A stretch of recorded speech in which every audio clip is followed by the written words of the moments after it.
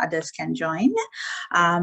So good evening, I'm Niroshi Sirivansa. On behalf of the Institute of Chartered Accountants of Sri Lanka, I would like to welcome all of you to today's webinar, The Role of the CFO in Challenging Times, a webinar organized by the CA Sri Lanka CPD Secretariat. We do have our panel for this evening consists of prominent finance professionals in the country from different industries. I will allow our moderator to introduce our panel in detail. Before I hand over to our moderator, just wanted to tell the attendees, we have allocated a time towards the end for the questions of the audience. So therefore, please type your questions on the Q&A section, and if you want on chat section for the convenience of our moderator. So our moderator for this evening is Ms. Suharshini Satyaseelan. She's currently working as a finance manager for Pan Asia Power PLC. She also serves as a member of several committees of CA Sri Lanka. And she's the youngest president of ICASL Toastmasters Club. And she's also an alumni or alumnus of KPMG. So without further delay, I would like to hand over to Suharshini. Suharshini, over to you. Thank you, Niroshi. If you wanted evidence that the only constant in life is change, then look no further than the evolution of the CFO role. In addition to traditional CFO responsibilities, that the number of functions reporting to CFOs is on the rise. So today we have gathered here for a discussion on the challenges thrown at CFOs in the current economic context, how the CFO has become a value creator and a business leader in the organization, and touching upon the skills to reach the next stop, that is to becoming a chief executive officer in a conglomerate. For us to discuss, we have a renowned set of panelists. I'll start on with Suresh Gunaratna. He's a fellow member of Institute of Chartered Accountants of Sri Lanka and is an alumnus of KPMG. Suresh is a member of the board of directors of Diesel and Motor Engineering PLC and serves as its chief financial officer. Our next panelist is Portia Jayamaha, is the Director of Finance and Transformation at Hemas Hospitals Private Limited and an audit committee member of Atlas Axilla Private Limited. She is also a fellow member of the Institute of Chartered Accountants of Sri Lanka and is an alumni of Ernst & Young. Portia has over 24 years of experience and expertise in finance, strategy, lean, IT, and digital. Our next panelist is Nuwan Vithanage, currently serves as a Chief Financial Officer of SoftLogic Life Insurance PLC. Also, he serves as a chairman of the Finance and Technical Committee of the Insurance Association of Sri Lanka. Nuwan is a fellow member of the Institute of Chartered Accountants of Sri Lanka, and he counts over 16 years of management experience in the fields of strategy, finance, audit, and general management. So our eminent panelists are ready. And let us start on with you, Nuwan. The pace of change in the CFO role is amazingly fast. So back then, the main responsibilities were keep the records of the company, financial reporting, and statutory compliance. But currently, it has considerably increased to about 4 to 6 functions. Sometimes it includes HR and IT as well. So how do you see the progression of the responsibilities of a CFO over a period of time, and what do you think made it possible? Thank you, Suharshini, for nice introduction. And best to share my thoughts given this current situation. And I think you correctly mentioned Suharshini, CFO's role evolved over the time and due to many reasons. So I think if you look at historically, which is we were asked to do only the bookkeeping, reporting, and basic compliance. So today, CFO provides the direction and he drives the success of the organization. I would say simply today CFO plays CEO role. So nothing more, nothing less. So that's the hat that we want to wear. So and I read some of the articles sometime back where McKinsey has done a study. So, and what they said about is that today's CFO role, so out of 41% of that role, not even finance and accounting. That means, so we need to engage with other than finance, significant part. And I think our role substantially transformed with the expectation of the key stakeholders, plus other critical factor contribute to this transformation is that challenges around us also push us to transform ourselves. And I used to say to a lot of my colleagues that Sri Lankan CFOs can work anywhere in the world, because being the country, given the dynamic nature of our environment, so which include political, economy, everything. So I think we have embedded our chemistry, so to make sure that somehow or other we go through this period and ensure that success of the organizations. That is very rare quality that CFOs can inbuild. And given the expansion of the CFO's role, today I think CFOs play a wider role than the business partner. So, and because that business partnering role is a basic expansion that we expected from CFO, and I mentioned that CFO needs to wear the CEO's hat when they are playing their role, and they need to expand their role into different functions, as you mentioned, Suhasini. So I think in basically CFOs needs to basically provide the direction, sales, operation, and obviously for finance. And in order to do this one, I personally believe CFO should know the basic value creation model of the business. How business value creation happen? What are the key customer value propositions? That basic idea has to be there. And other critical thing is that beyond the basic expansion of the CFO's role, now today we are living in the digital world. So expectation from the CFOs to drive this digital journey. That is not merely about automation of the basic functions. It's all about how we can create value using the data. So that's kind of like forward-looking expectation already planted in CFO's role. So in conclusion, what I can tell about is that I would like to define CFO in modern era as chief value creator than CFO. It's all about we need to focus on value creation in everywhere we engage than value reporting. So we are living in the era of value creation and the value reporting. So that's all about myself with regard to first question, Suhasini. Thank you, Nuwan. So Suresh, would you like to add upon anything on chief value creator Nuwan spoke about? Yes, of course. Yes. So I think I'll start in a different tone. If we now let's look at the good old CFO. The good old CFO, he or she played two key roles, I think. One was the stewardship role, because he was the custodian of everything that the company has. So compliance, control, reporting, getting the numbers right, protecting the assets, as a steward, that was one of the core functions of a CFO. Then he had this operator's role, I would say.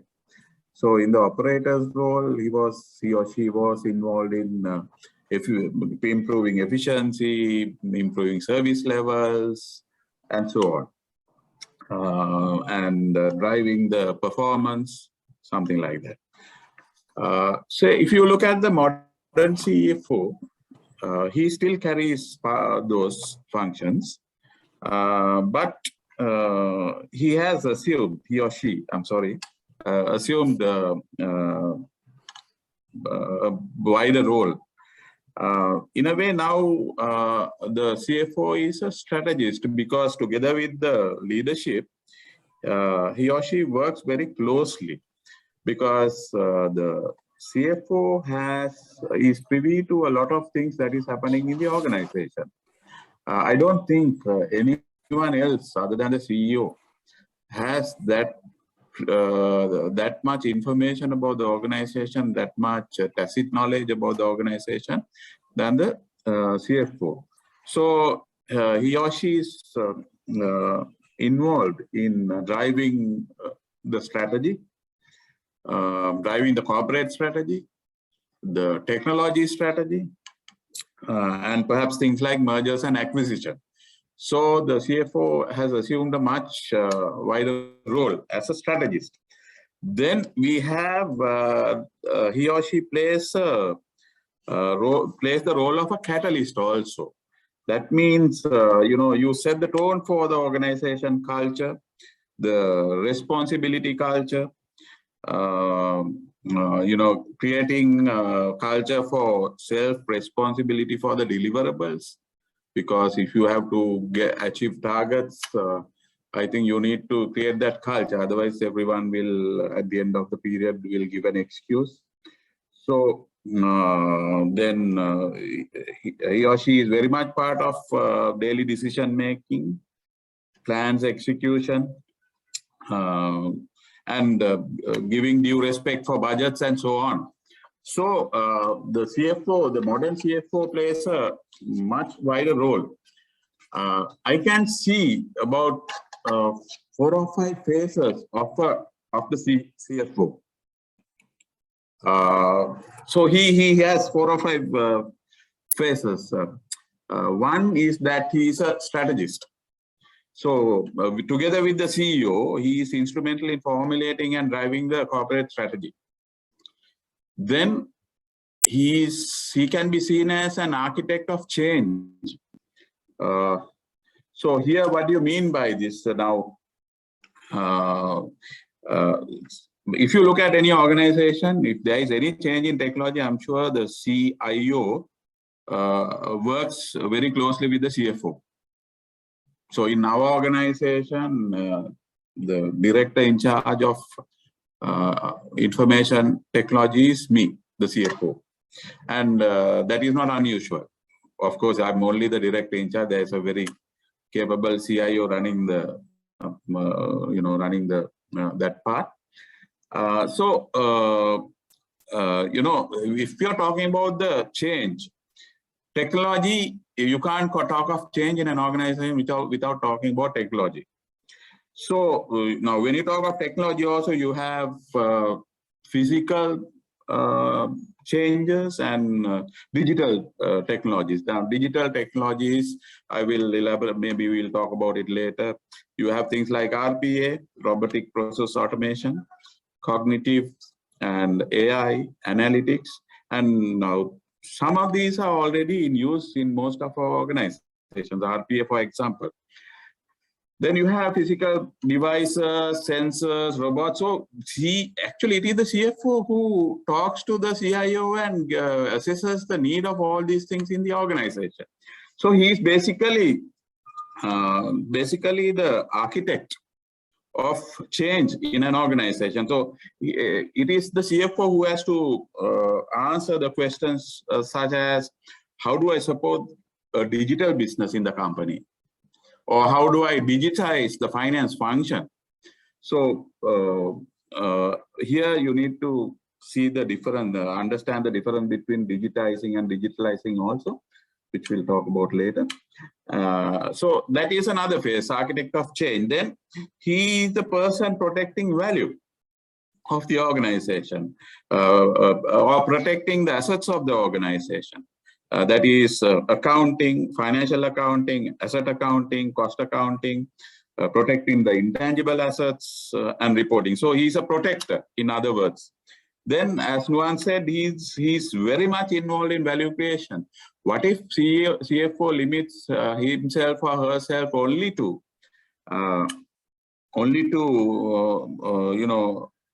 physical assets? because he's the person who has to be conscious about the performance of all types of capitals.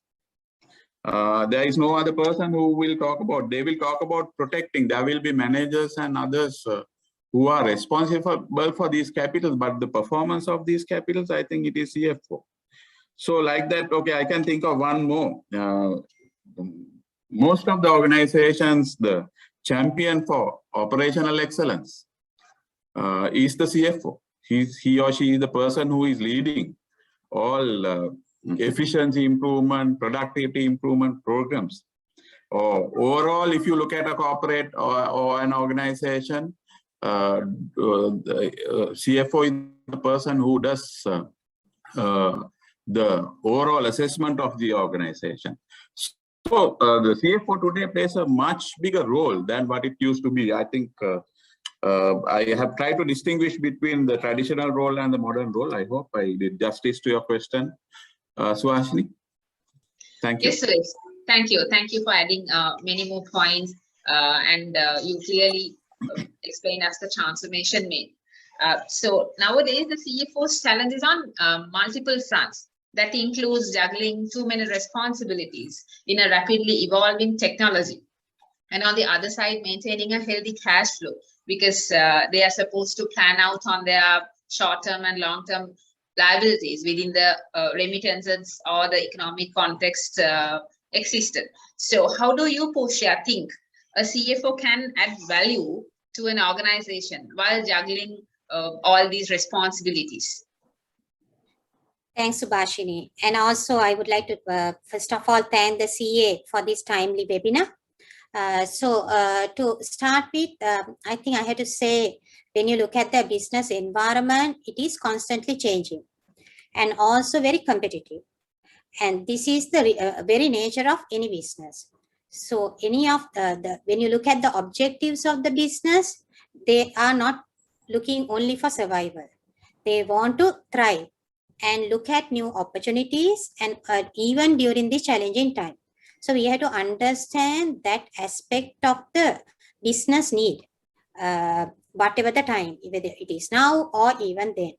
So CFO is the only body or the only person in the senior management team who has both skills on financial expertise as well as being a strategic thinker.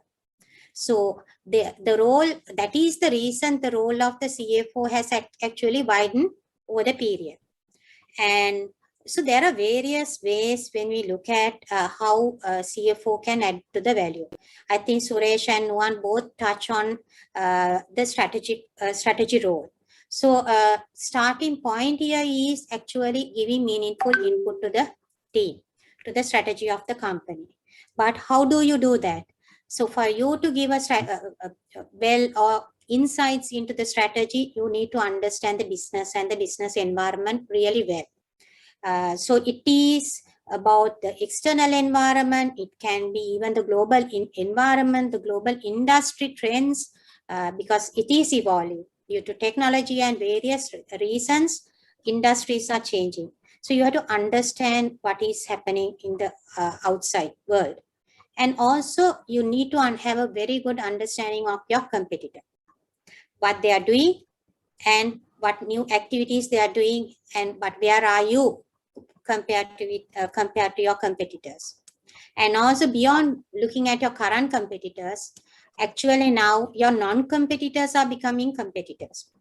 Now, if you look at my industry, which is hospitals. Now, if you look at hospitals, you might think your competitor is another hospital, but it has changed. Now, over the years, over the period, digital companies are getting into the face of this healthcare with different solutions. So it is beyond just looking at a simple competitor. You have to understand the business as well as the industry really well if you're trying to contribute into the strategy. So moving into the next point, and also looking at the issues. Currently we are facing, your CFO has a bigger role on facilitating these short-term as well as long-term strategies of the company. And in short term, I think depending on the size of the company or the various factors. You need to look at how do you support on managing the liquidity or working capital, as well as maybe re-looking at your expenditure and supporting on restructuring the expenditure. So beyond that, it's also about investing. Investing in a shorter term, we like to cut short or freeze the capex and the investments. So it's based on your ability or company's ability. It's a call. It's not a straightforward box where you can pick on freezing investments. So you have, because we are not a business just for 1 or 2 years. Every day we will have challenges. So when you are facing these challenges, you have to think of long term and take the timely actions. So CFO has a role on facilitating maybe CEOs and also the rest of the team on this sort of a decision. And then also it's about divesting. So in a challenging time, we had to take the hard call also. We had to critically evaluate the business we are in. There can be different verticals which are making losses or not so profitable. So it's time to relook at these businesses critically, or products or centers, and take the call. And also I'm sure these days all of finance teams doing various forecasts. So just finishing budgets, you are keep on still forecasting. So it's not, forecasting is not straightforward anymore. You have to look at different scenarios and also be flexible on your forecast. So there is a bigger role on that. And finally, I think Suresh touched on transformation. So CFOs are invited on this transformation journey. So it is who is willing to take this challenge actually can give the leadership to the team. So it's quite important. And finally, what I have to say is CFOs can't do this alone. They have to develop their teams. And different teams, it can be your teams as well as support teams. So these cannot be done overnight. You have to keep investing in people, processes, technology. So when you do that, actually CFO can contribute to the business, whatever the time. Thank you, Portia, for a brief elaboration on how the CFO can be in the management team and add value to the organization in recent difficult times. So CFO of yesterday was more of a supportive function and head of finance, but CFO of today and tomorrow is of a strategic relevance to a company. They drive the direction and success of the organization. So Suresh, on your view, can you please give us an elaboration on how a CFO being a sustainability leader in an organization? Okay. That's a very good question. I think Nuwan spoke about being the chief value officer also. Right. So if you, okay, so basically what you're talking about is the CFO becoming the sustainability leader, or whether someone else should play that role.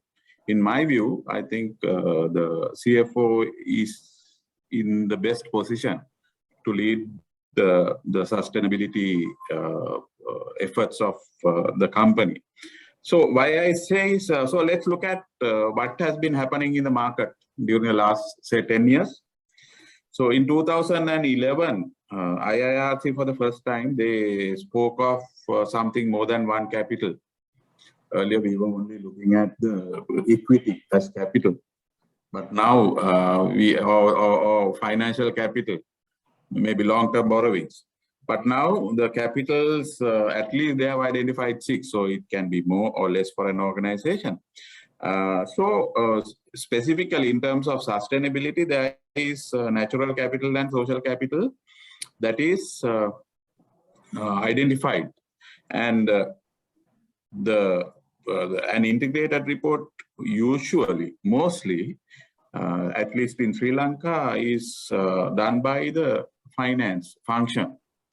And also, since, as I said earlier, the finance function has that control and manage, analyzing, measuring all those. So they are in the best place to do an integrated report than anyone else. Of course, there are other companies where the integrated report is done by someone else. So then after that, let's get on to 2017. In 2017, UK, there was this task force on climate financial related disclosures formed, and UK is the first country to legalize, bring legislation for those disclosures. And TFCD, as it is called, have level 11 recommendations. And in UK, the disclosures will come from, in New Zealand, it will come from 2023, and UK, it will come from 2025. So climate-related financial disclosures are also having a role to play in reporting. So these 11 recommendations, actually, if you look at the 11 recommendations, if you generalize them, they are governance related. Some of them, about 2 of the recommendations are governance related. So that is about how board is organized to do this. Then about 3 of them are strategy related. So strategy, how the climate risk can impact their strategy. Then another 3 recommendations are about how they have organized to manage the risks related to climate risk. Then there are some matrices with regard to climate risk. So these have become mainstream financial reporting. So I don't think anybody else should take ownership of this. Then in 2020, EU published something called green taxonomy. I'm not an expert on that. So there are several, about 67 activities that they identified that will help climate, reduce the risk of climate change. And the idea there is, it's like blockchain, where you are trying to identify green assets that a company has. So now, although these haven't come to Sri Lanka yet, it's only a matter of time that these come to Sri Lanka. But at a universal level, these are already on the ball. So that is that. Then the latest is that IFRS Foundation has taken the responsibility upon them to come up with the sustainability standards. So if it is IFRS, I don't think the marketing manager or the corporate communication manager of the organization should be running sustainability. So that is what is happening in the market. So let's look at what's happening in the organization itself. Now, if you look at sustainability basically is driven by data. So measuring, analyzing, and interpreting this data and making it part of the strategy, and how ensuring that it plays its part in strategy. Again, I think in a company, it happens in the finance department. Then we have, things like sustainability requires a lot of planning. Then it's an integral part of the strategy.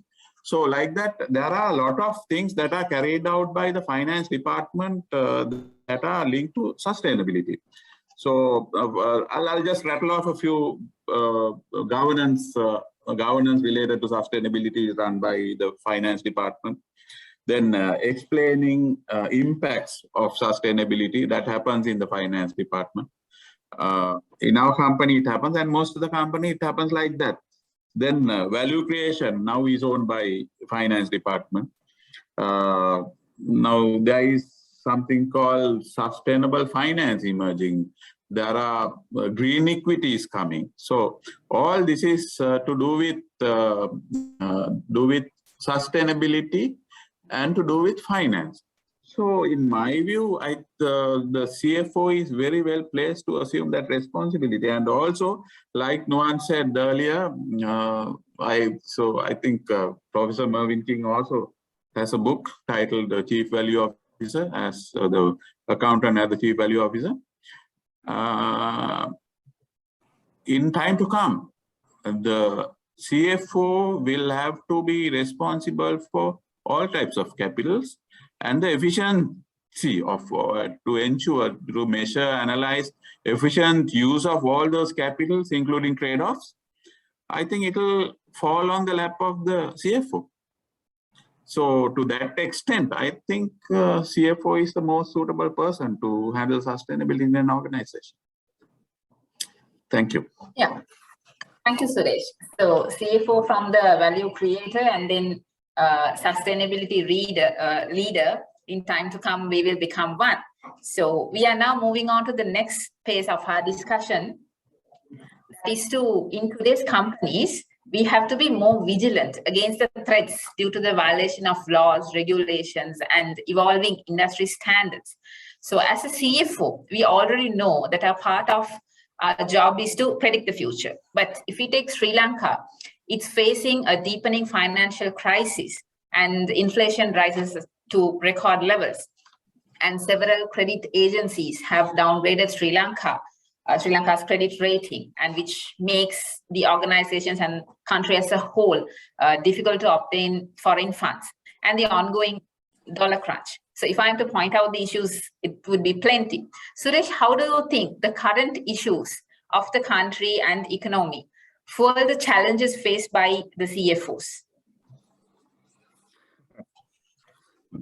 Actually, the situation is so fluid and predictable, it's difficult to, form a proper answer. This is a time where a CFO might feel that I shouldn't have been a CFO. I'm joking. I enjoy my job very much because it's so difficult. It's because the worst thing that you can have at home or in office or in a country or anywhere is unpredictability. Because first thing you want in life is predictability, because otherwise it creates anxiety for you. Anywhere, your family, be it your family, anything, that's the first thing that you look for. But I don't think we have that luxury, or I won't call it a luxury, it's a bare minimum. So in a time like this, what can a CFO do? Okay, I was thinking about it. Actually, we have come out with, I just returned 5 minutes before I returned from a bank, because something we agreed yesterday, today they are saying they can't do. And I don't blame the bank, because there was a new rule that was promulgated this morning. I don't know, most of us will know it about this 50% story. So it's such a chaotic situation that is there. I'm not blaming anybody. Please don't get me wrong. I'm not pointing this to any person, because definitely I'm not political. So many things would have led to this, so that it is not for us to, or the job of this forum to discuss who is responsible, but that is the situation. But having said that, if you are the CFO, I feel that there is a bounden duty upon us to remove that anxiety from the minds of the people. And also at the same time, I feel what are the opportunities that have come our way with this situation. I'm 100% sure every organization, all the organizations that we work in, will have some opportunity or the other that has arisen because of this problem. Definitely we have. And mind you, this year is one of our best years. Don't ask me how. There is a very definite problem. We are a fairly import-dependent company. And we all know that imports are difficult. But as a CFO, I don't expect this to happen every day, at least in the medium term. There will be a solution someday, somebody will help or somebody will drive it, or it will happen. So as a CFO, I'm only thinking about the interim period. So how to manage the interim period is the key with whatever you have. And when you manage this interim period, you have to take care of certain situations. I also believe that even our own lives have small periods. Tough times, good times, best times. So when there is a tough time, if you create a situation where good times get spoiled, I don't think that's the way to go. So basically, you have to take that life lesson here. So here, what I feel is, look at the worst case scenario that can happen in the short term and plan for that. Maybe market share calculations, costings, all these might become less relevant. Because things have, what is relevant has changed. I think the most relevant thing is availability of $1. So basically, it's a scenario where you have to calculate profit per dollar rather than anything else. Make a good estimate of how long this can last and plan for that. So plan for that means, what does it mean? Now, we as a company, we have already started. We started a forum where we did a workshop to do a risk assessment. Right now, in the risk assessment, when we did that, what we realized was the most important thing to handle this is communication. That is communicating with each other.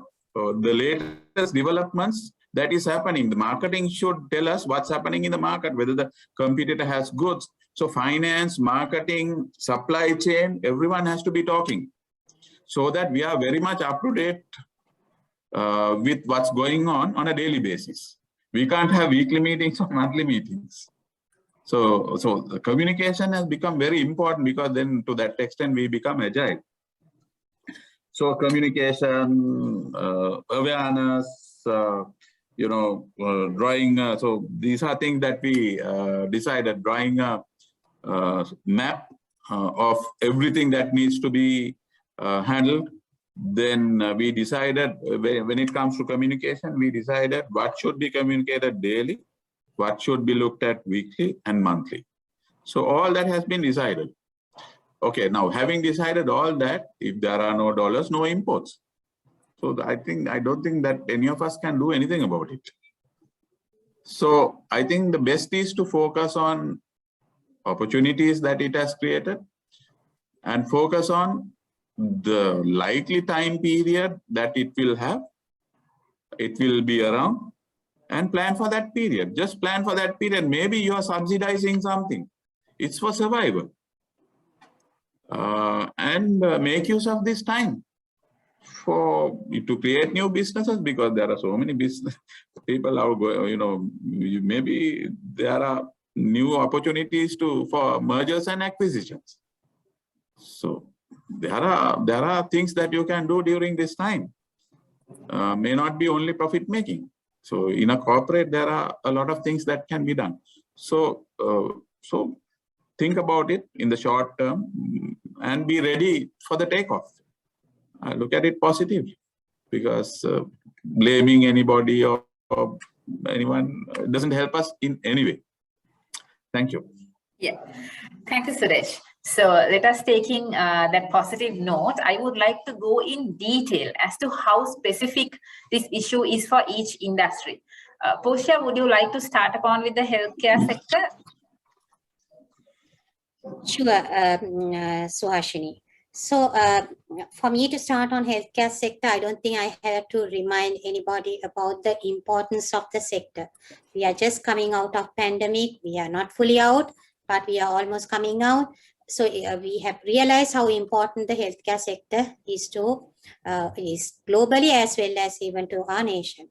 So when you look at both public as well as private sector is playing a major role providing quality healthcare to the country. So when you look at healthcare sector, it's also the major one of the major employment provider. Healthcare sector is both labor intensive as well as capital intensive. So having said that, when we look at many factors affecting currently and how it is affecting health sector, biggest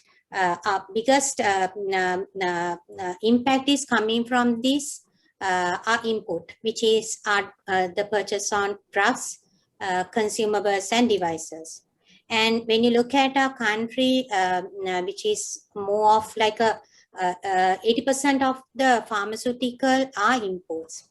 So when you are heavily relying on imports, and this 30%, almost closer to 30% devaluation has hit the our input cost directly. So it starts with pharmaceutical, and then they manage to get certain approvals on transferring this some of that cost into the pricing, and hospitals being more of a consumer on these drugs and consumables and all these devices, our input cost has increased heavily. So it's difficult to do much when your cost is increasing, but there are few things we are also trying to look at here. So one can be on negotiation with suppliers and trying to keep the cost as minimum as possible.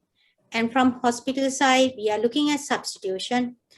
So some of the principles we can apply on this target costing, looking at the price and working backwards, and whether we can substitute. That is not easy because you have to rely a lot on and also work with the consultants on this area. But these are certain possibilities we are looking at. And then going into the next biggest issue is on the energy side. So this power supply, disruption on the power supply. And when you look at hospitals, everyone knows we are a 24/7 operation. So we have to keep our theaters running because it affects the life of patients, ICUs, emergencies, and not only that, this is a place where there's many people gathering. So then you can't have interruption. So then you have to have your generators and backup. We have backup generators. So you have backup to backup covering this need. And also finding fuel or diesel to run these generators is another challenge. So it is one side getting the diesel, other side putting money tight on this excess stock. So these are the challenges. And also inheritedly, hospital industry has certain disadvantage on the electricity bill. We being a service industry, unlike a manufacturing company who has who is categorized as a more of an industrial category, they are having better rates. And being hotels, being getting into tourism, they have better rates. But healthcare falling under service, we have higher rates than both of them. So actually we should be having lower because it's finally passing to the patient in a different way. So even when you're running with generators, the cost per unit is double. Roughly it is 23, if you're using electricity, 23 rupees. And if you're using generator, it's like 46 rupees. So it's almost simply double. So all of this cost is actually increasing the operational cost of the business. And also now past years, we have been moving into solar, LED conversion, all of that. Now we are looking at how can we be more efficient, relook at our operating processes also and see whether we can do something about that on reduction on usage. So that is that. And then the fuel cost increase in the transportation costs, where we have these courier networks who will run bringing drugs and various samples to the different places. So your cost is running, your ambulance running, all the transportation of items, delivery to locations, all of that has increased in the recent past. So with all that, and also I have to say, I said we are capital intensive business. So when you're capital intensive, your equipment is almost most of the equipments are imported. So you're tight on importation and also then it affects your expansion and also your AMCs, because when you have medical equipment, you have to have certain annual maintenance contracts, which is tied with dollars or different currencies. So all of that, the exchange rate fluctuation is affected. So the cash flow is affected and also the operational cost has also increased. So without talking all about problems, I think there are certain various actions government as well as companies can do. So in when you look at the pharmaceutical side or the even hospital, the prices are regulated.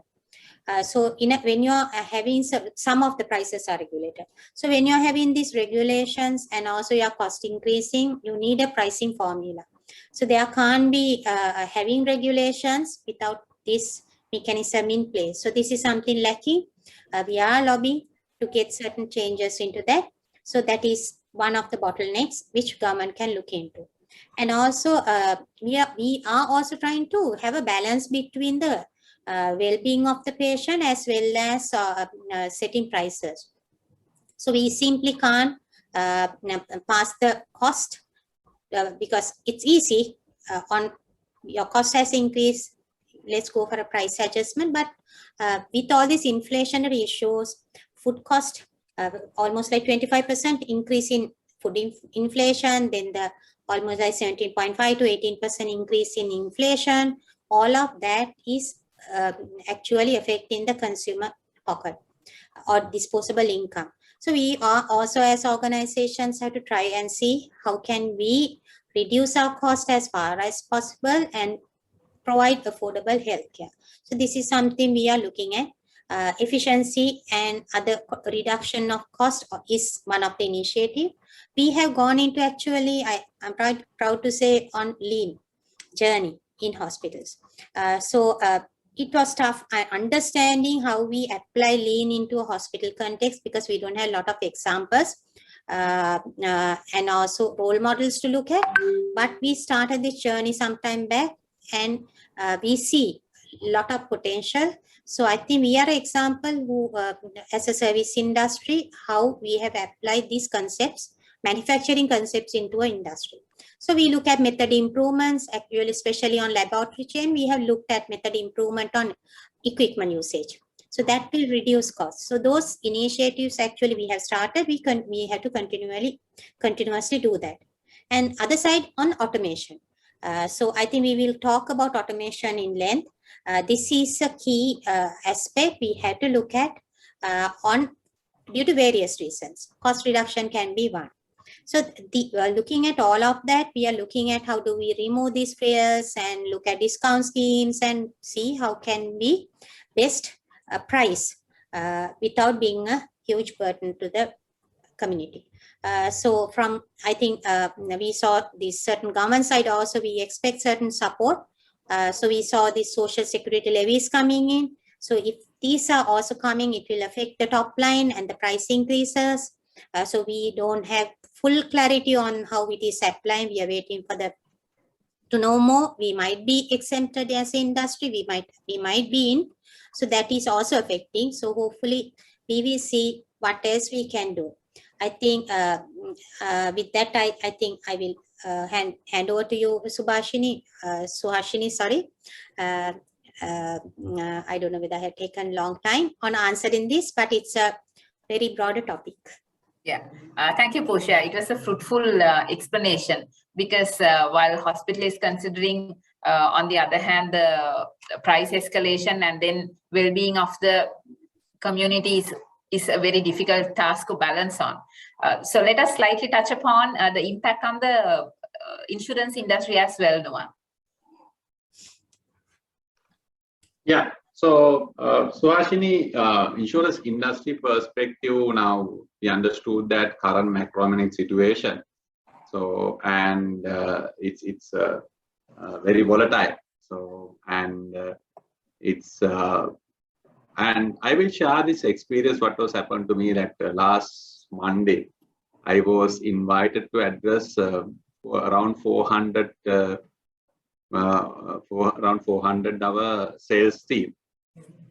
So at the situation that the CFO invited to address sales team is a tough situation, right? They wanted to get what is happening in the economy, what's the future.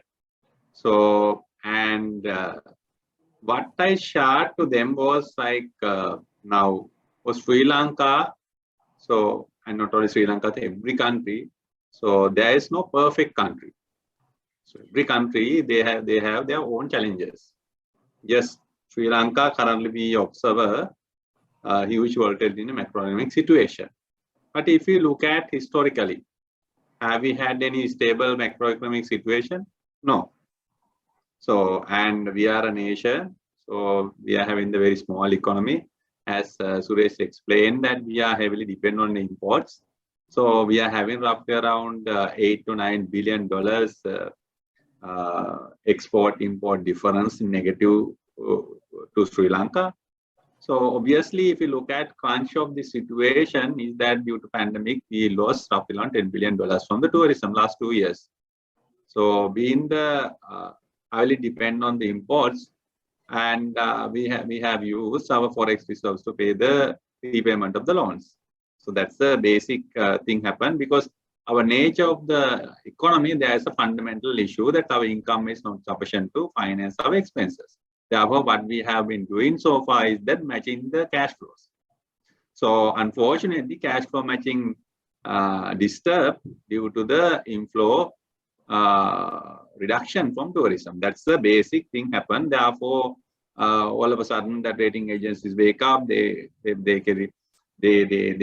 downgraded us. So then all the things happen. So, but I addressed to them, this is not a new for Sri Lanka. And if you look at historically, 2001, so LTT attacked to Bandaranaike International Airport. So, and you know that any party completely attacked to the international airport, I think they slammed almost 9 to 10 aircraft, and they had a control the airport. So we didn't have any hope about our future, right? So if we come back to 2005, I think still I can remember that it was the time that LTT was very strong. So they had a power to hit anywhere in the country. So we were not sure what is happening to Colombo at any given time. If we go back to 2019, we had the Easter Sunday attack. I think everyone here experienced that. We didn't know where that next bomb is there, right?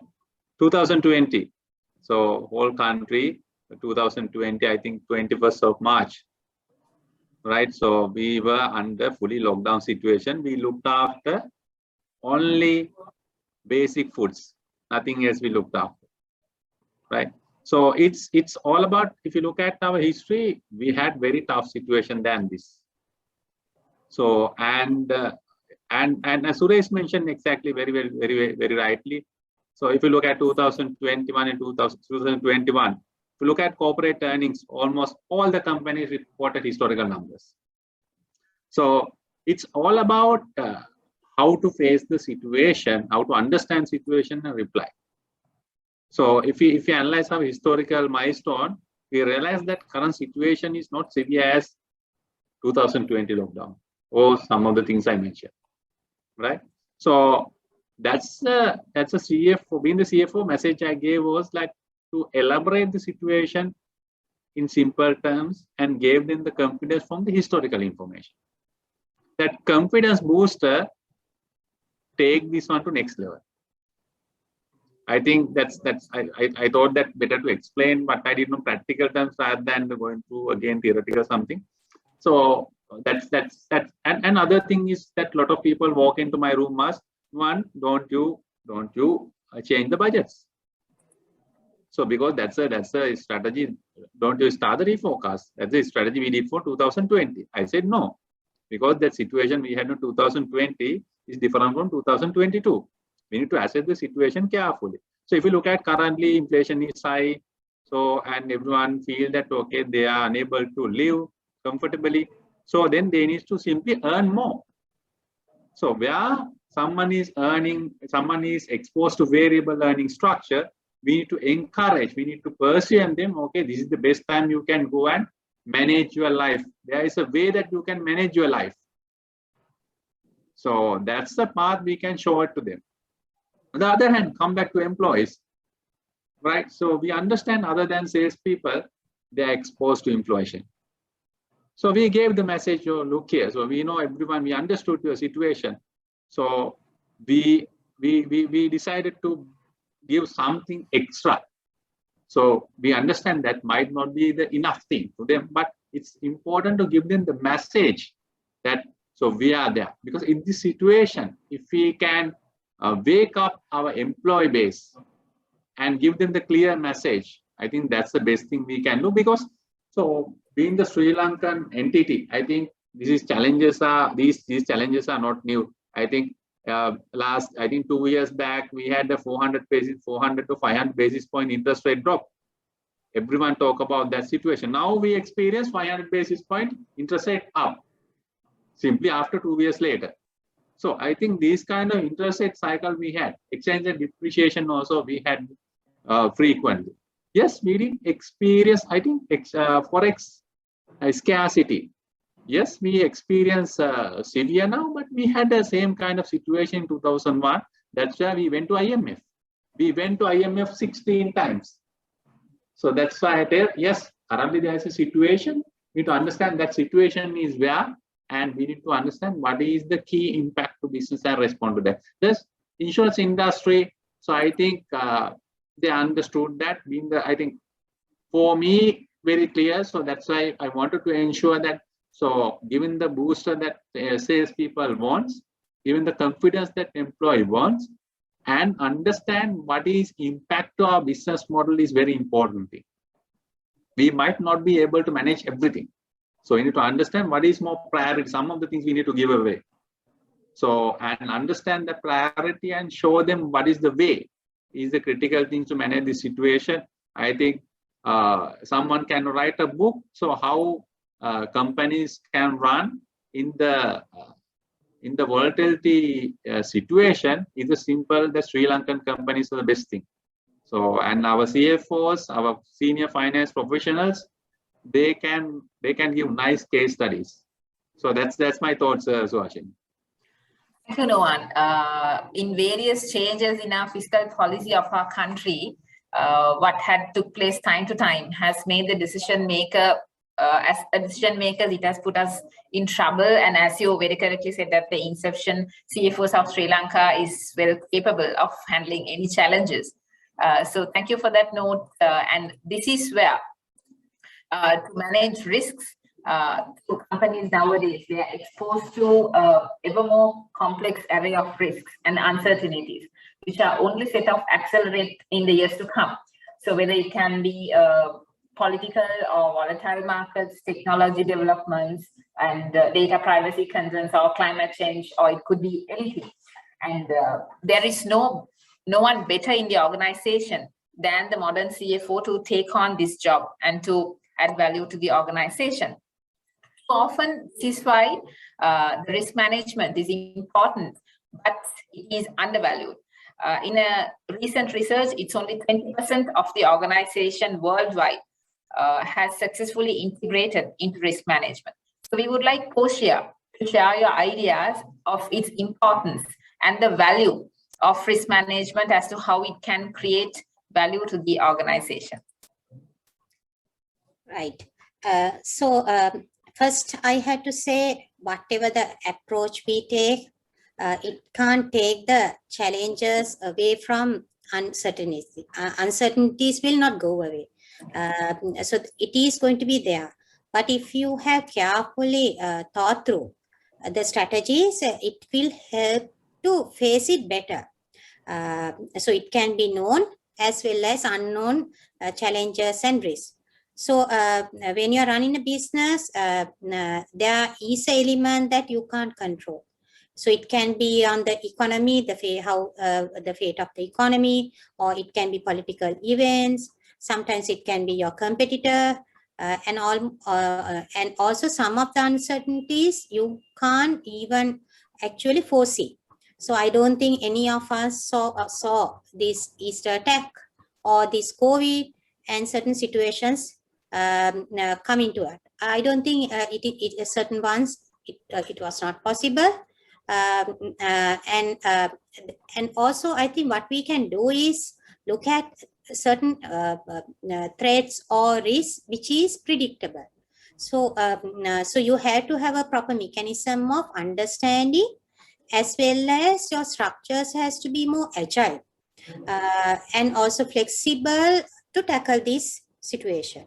So if you look at even East attack or COVID or any of that, since you can't actually manage this from your risk framework, what you can do is whether your organizations were agile enough to adapt quickly. So I think we saw most of the companies quickly, some took time, some actually managed and found different business models also. So we saw this in our industry, we saw teleconsultation.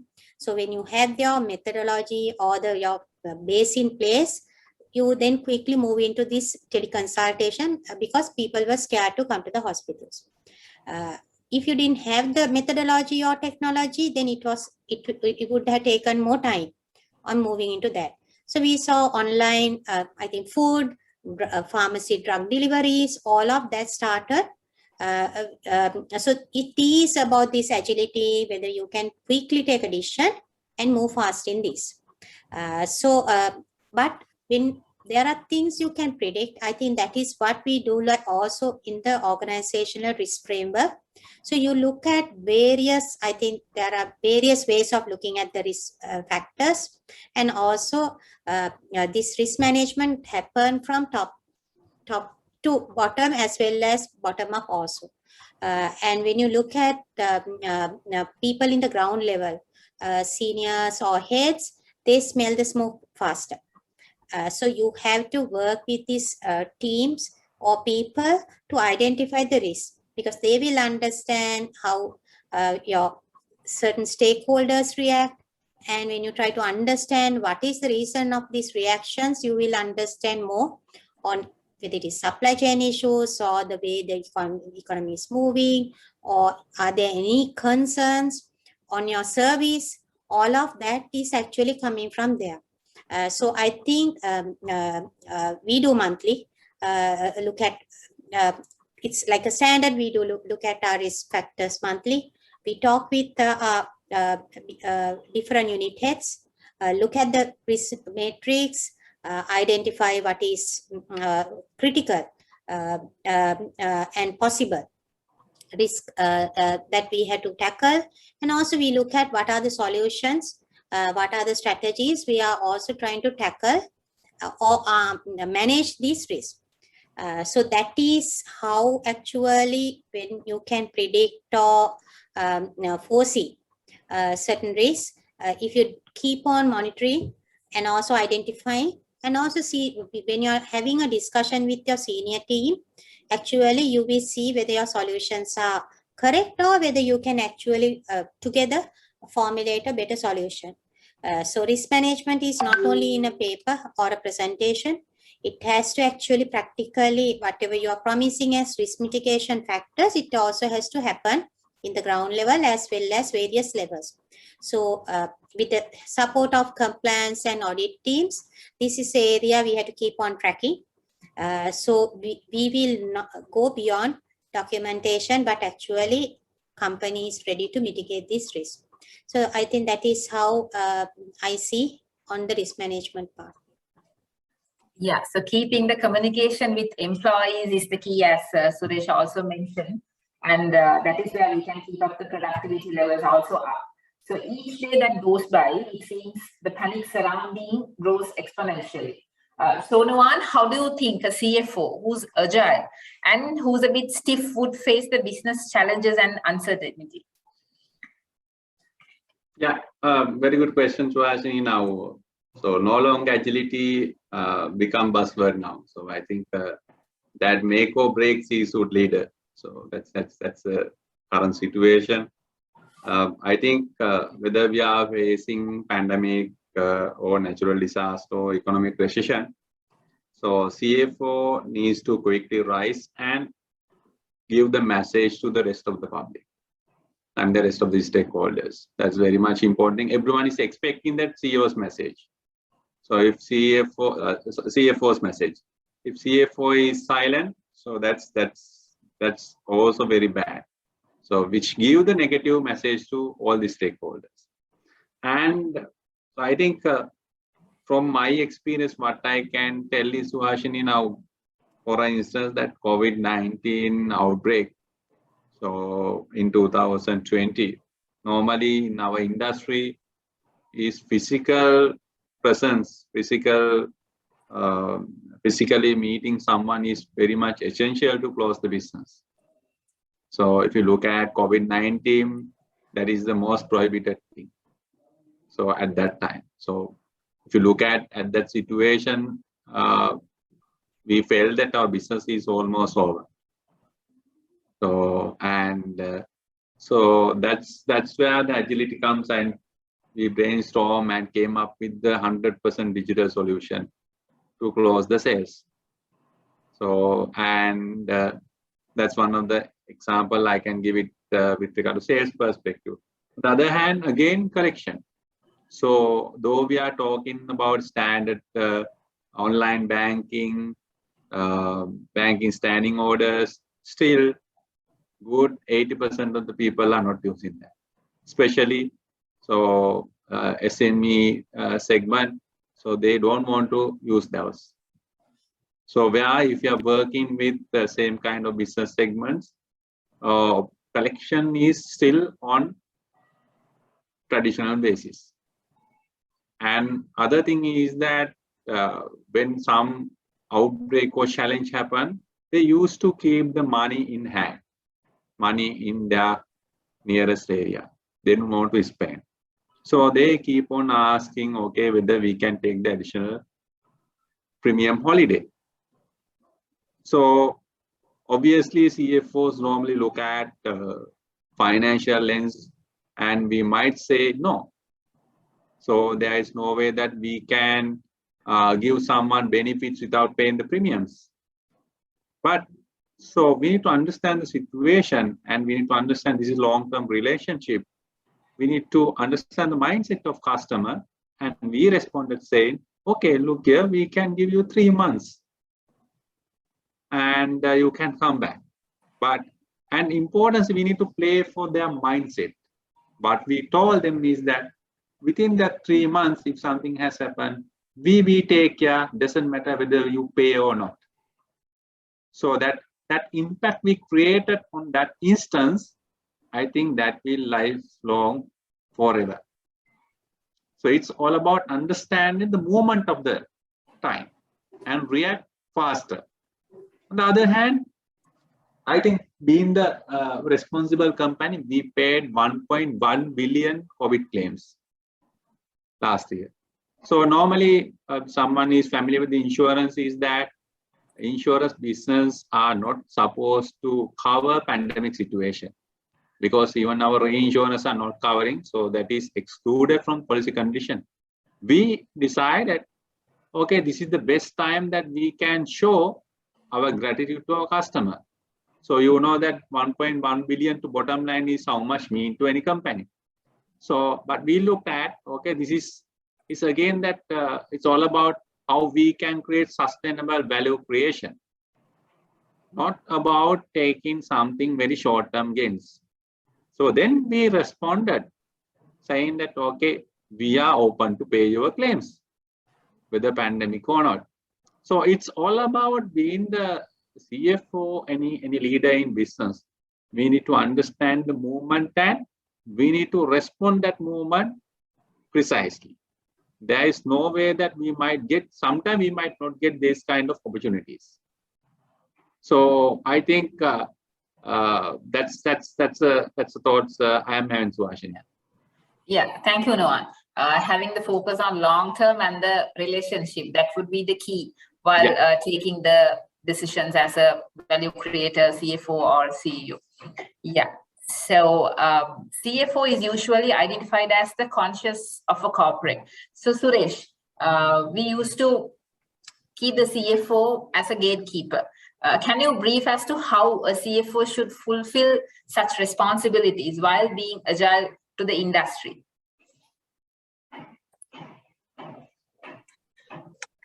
Yeah, I think I see a lot of young accountants here participating.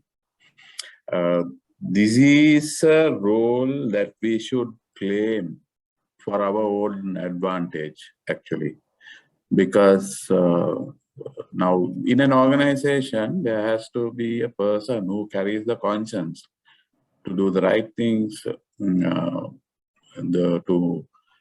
carry out, to make sure that the values are followed. Again, I see because of the traditional roles that the CFO has been playing with regard to stewardship and so on. Usually, the CEO looks at the CFO to be the conscience of the organization.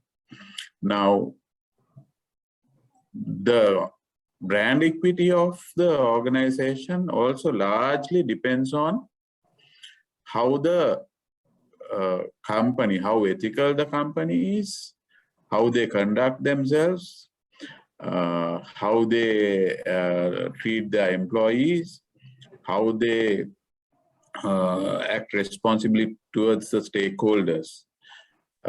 So, from a short-term point of view, the contravening these values might bring us profit, but in the long term, it's very detrimental to the organization.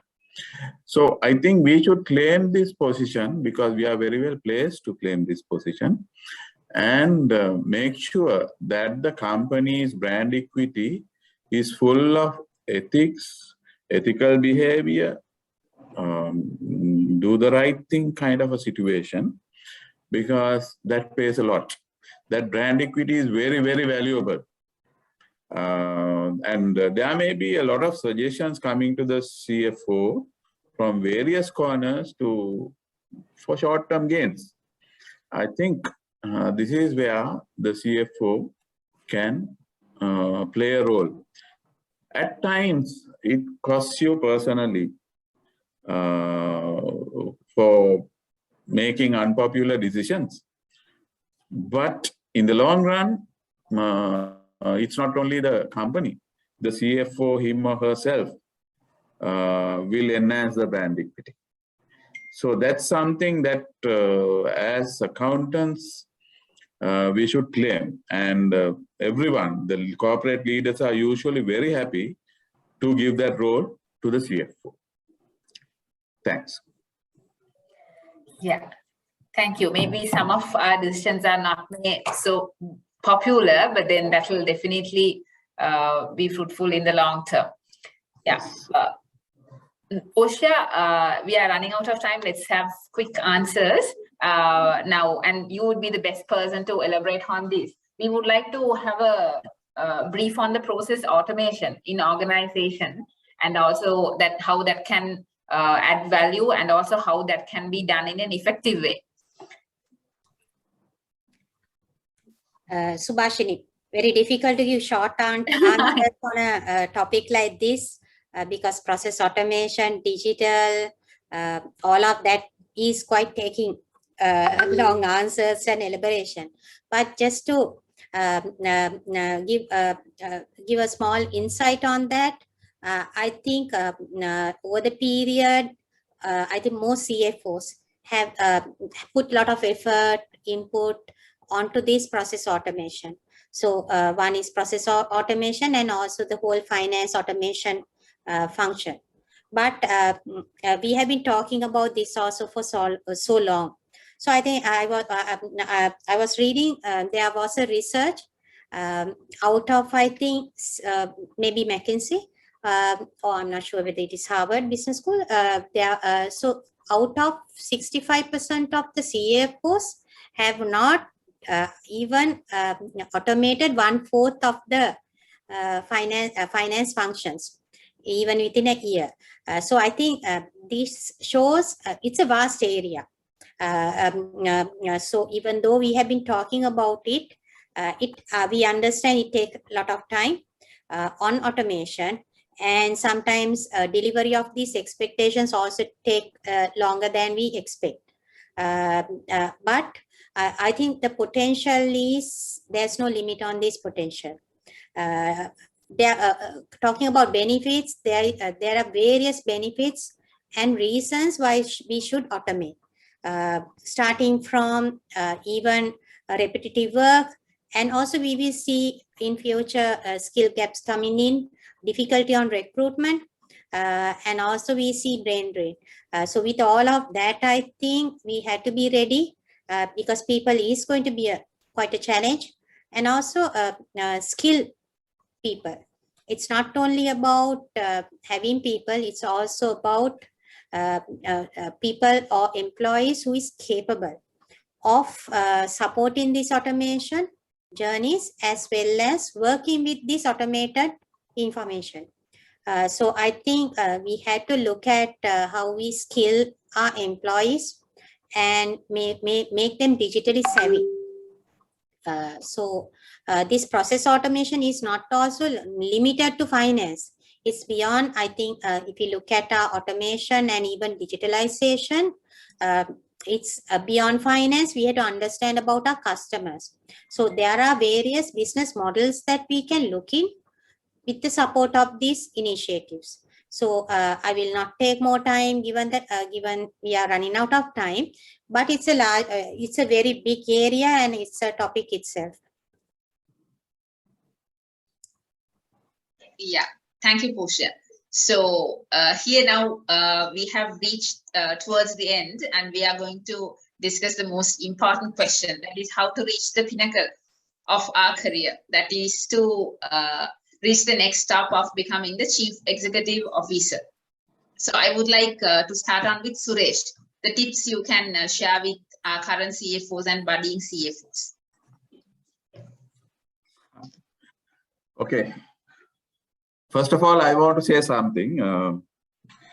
Okay, your ambitions can be at CEO, but being a CFO is also not a bad thing. Please understand. Okay, so actually, okay, what is the CEO's role? CEO's role is more of a leader. So if you want to be a good CEO, you need to demonstrate the qualities that are expected of a CEO. I think by being a CFO material, we have already got a lot of them with us. First of all, we are privy to a lot of things happening in the organization. We have a lot of information. We know the organization inside out, however complex it is. So there are some advantages for a CFO. Anyway, to be able to do that, you have to perform well as a CFO. So how can you perform well as a CFO? My advice is that, first of all, you need to know your basics as an accountant. So what are your basics? There are many roles that you have, but at least in simple plain terms, your financial accounting, your management accounting, you need to be very thorough with. And very often we limit ourselves to financial accounting, but I think management accounting or driving the organization's, pursuing the organization's purpose and corporate plans and for budgets and so on is equally important. Because when you do that function, you're already doing part of the CEO's work. Because CEO's job is to drive the organization towards its purpose. So you need to learn, understand the intricacies relating to those. Then you need to demonstrate your integrity from day one. Very often we mix up integrity with honesty. Integrity is not honesty. Integrity is something very, very important, and it's very important for an accountant. So we need to shred out our selfish behaviors. We have to be good leaders. When we are good leaders, we don't, of course, we have to be conscious about our own careers, but we don't only think about ourselves. We have to think about our teams, their development. And when we do that, only we will demonstrate the leadership behavior. So if we are to become a CEO, we need to demonstrate those things when you are a CFO or whatever. So, so leadership qualities are important. Your integrity is important. Your ability to read the organization's future. Then one other important thing for a modern day accountant is to be up to date with technology. It's very important. Even if it doesn't happen in Sri Lanka, please be up to date with all the new technologies and how they work. Start from a very basic thing like a ERP. You know, the ERPs are nowadays designed to achieve a lot of things. Basically, awareness for competing. They're designed like that. You know, now transaction processing is a thing of the past. Now we have technological capabilities to generate a consolidated set of accounts through a ERP. So I don't think people will depend on accountants in future for to prepare accounts. So it's very important that you are up to date with technology, because it is technology that is going to give you the competitive edge someday. So who has to drive technology is the CFO. So when you are in a CEO's position, you have to have the full view of the organization and how it can compete. It is the responsibility of the CEO to find out how I'm going to compete, how I'm going to grow. So you need to be very much up to date with. So these are a few things that you have to do. But what I overall what I advise is show yourself, claim your position. Don't negotiate your position. Let people come and tell you are good CEO material. I want you to be my CEO. Rather than telling at your annual appraisal, I want to be the CEO of this company. So bring yourself up to that position rather than you wanting to make a demand of it. So how to bring yourself?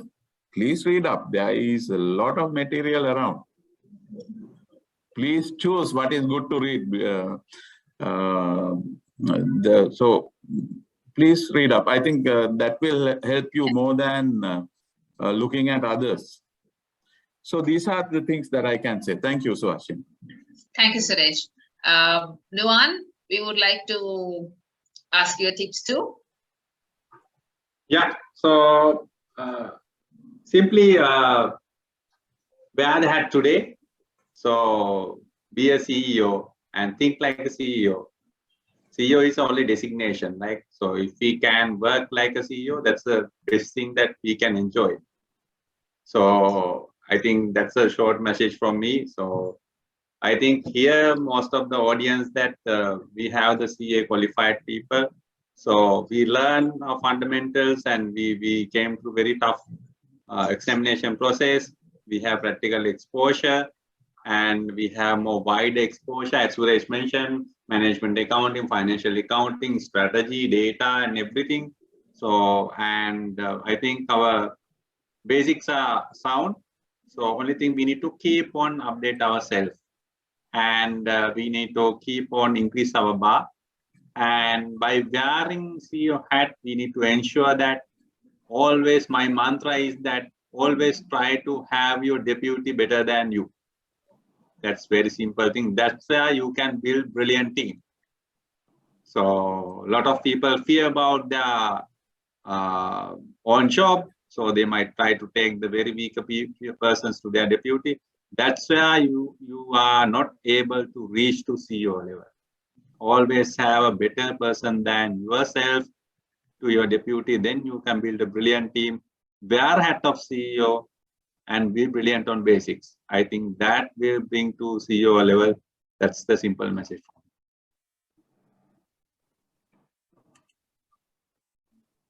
I think you are mute, Suhashini. Yeah, thank you, Nuwan. I would like to get Portia also into the picture. Yes, Suhashini.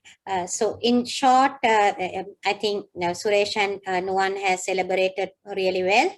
But just to add on to that, it is about more than technical skills. It's about actually the more of a soft skills. So for a CEO, it's about when I was looking at and actually trying to understand this role, what I found frequently was about the people management side. So the skills on managing people and different stakeholders. So that's a skill I'm sure CFOs are also having, but CEO have a lot of pressure when it comes to directly managing various investors and stakeholders. So it's about actually to some extent managing that, and also the speed of decision, even without proper information or a full information.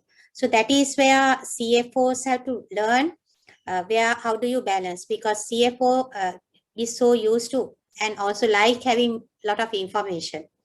But good CEOs, most of the time, they might take decisions even without not having all the information. So that striking that balance between that is maybe a little challenge, and coming out of that CFO mentality when it comes to CEO. So I will leave it that two attributes on speed of decision making and managing different stakeholders. Thank you, Portia.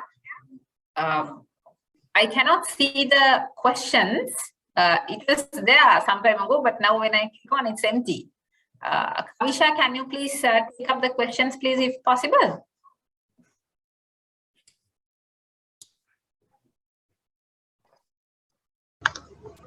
Kavisha or Niroshi? Hi, Suharshini. Sorry, have you taken any questions from the Q&A, or shall I go from the beginning? Yes, go from the beginning, okay. So as CFOs, do you believe that Sri Lanka needs political reforms to stop the continuation of this challengeable situation in the market?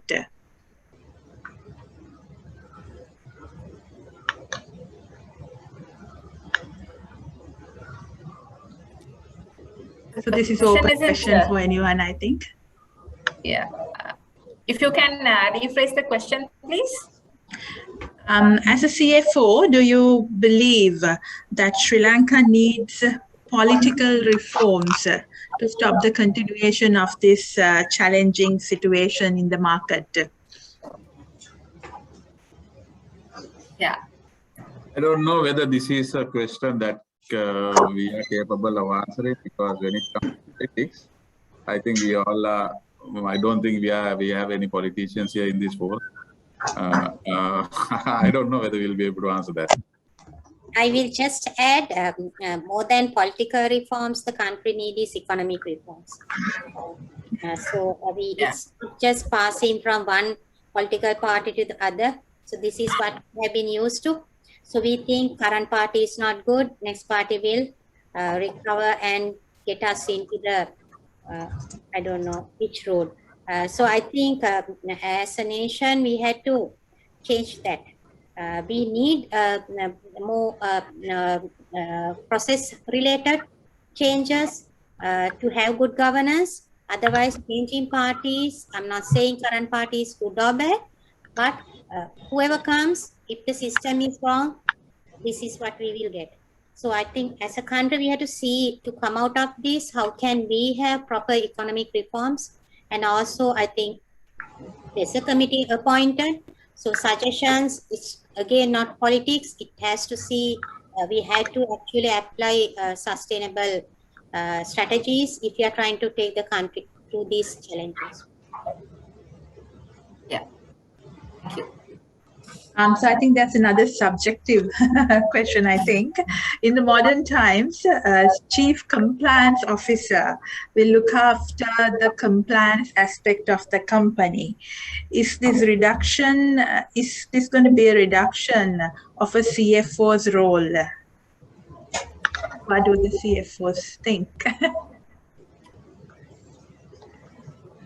I think company to company, these compliance officers role change. So some might, in certain organizations, it's working together, or certain organizations, it's part of CFO. So it's not a redundancy of a role. It's again company specific. It's depend on what the organization need and their priorities. So it's, I don't think it is redundancy of CFO, even the compliance officer's role. It's also mostly about what the company need based on the given time. Thanks, Portia. That's another question. Beyond the current context, how the CFO's role will reshape in the future, maybe in 10 years' time, where his or her role ending up in a typical organization?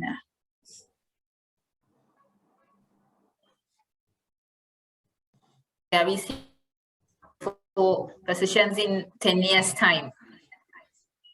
Yeah. So may I take this question? So I think doesn't matter the time. So it's all about if CFO can create the value to the organization, because the organization purpose is maximization of the value. So I think that purpose won't change. Doesn't matter today or tomorrow, 10 years from now. It's all about how, if we are agile to create the value sustainable way. So I think that role will be there. So their name and everything might be changed. So based on the time and everything, but that role will be there. So I think we need to evolve along with the time. So when the data comes and these techniques come with the evolution of the technology, we need to evolve ourselves to discharge our value. So value creation role. I think if we can do that, so I think that's will be in the 10 years down the line. Thanks, Noan. So I think those are the questions, so Harshini, what we have. Yeah, okay. So now we have reached towards the end, and climbing to the top of a mountain or to reach the pinnacle of our career is often a challenge. But by being bold and surrounding with proper support, it becomes a bit easier. So thank you for having all of us in our session, and have a good day. Thank you, Niroshi and team, for the effort put on. Thanks, Harshini. It was indeed a stimulating discussion. A very big thank you on behalf of CA Sri Lanka to Ms. Portia Jayamaha, Mr. Suresh Gunaratne, Mr. Nuwan Vitanage, and Ms. Suharshini Satyaseelan for conducting a very interesting and an informative webinar with a lot of valuable insights and strategies.